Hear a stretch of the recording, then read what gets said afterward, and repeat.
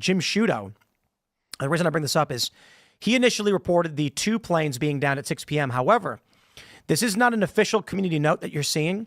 They're arguing, in fact, it's fake, but the challenge we have right now is propaganda. 5th generational warfare, so we don't know what's true and what's not. Well, I certainly wouldn't be using Jim Sciutto as the trustworthy source. He was, of course, responsible for that Trump Tower Don Jr. story. So it's going to be definitely difficult, I think, to find out which journalists are actually reporting accurate information. But I would say Jim Sciutto is probably off of that list.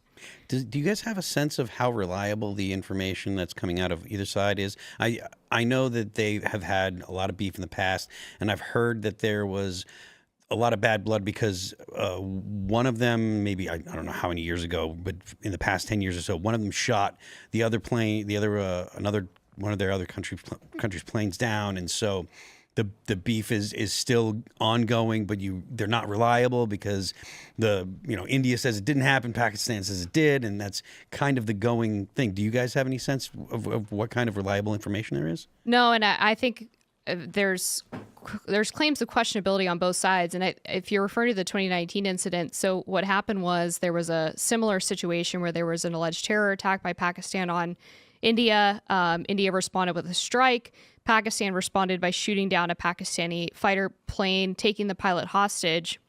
And basically the conflict settled down after Pakistan agreed to return the pilot to India. So it's possible we see another quick resolution. There's been skirmishes between these two countries for a very long time, for decades. But the last war, I believe, was in 1998. So 8 or 99? 98 or 99, which was coincidentally the same year that Pakistan became a nuclear power.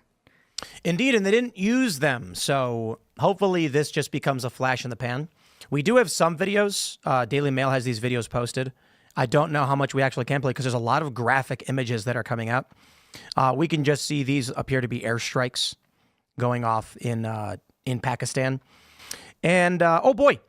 So we've got Israel and Yemen.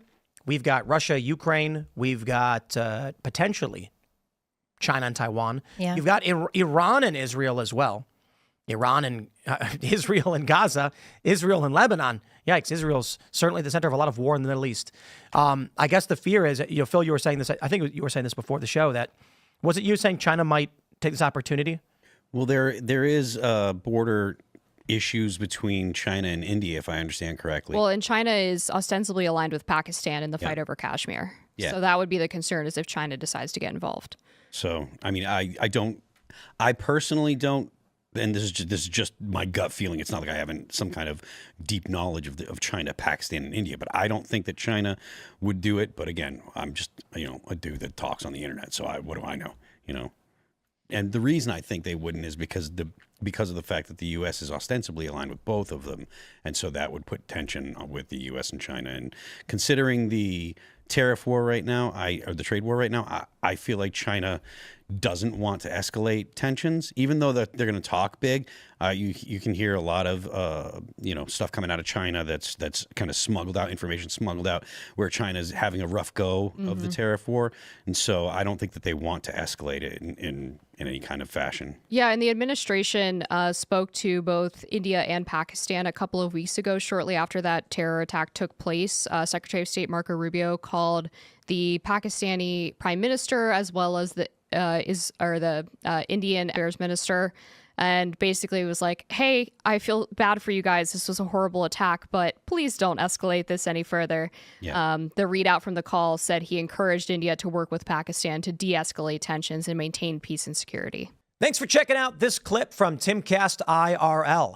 Make sure to watch the show live Monday through Friday at 8 p.m. Subscribe to this channel, and we will see you all there.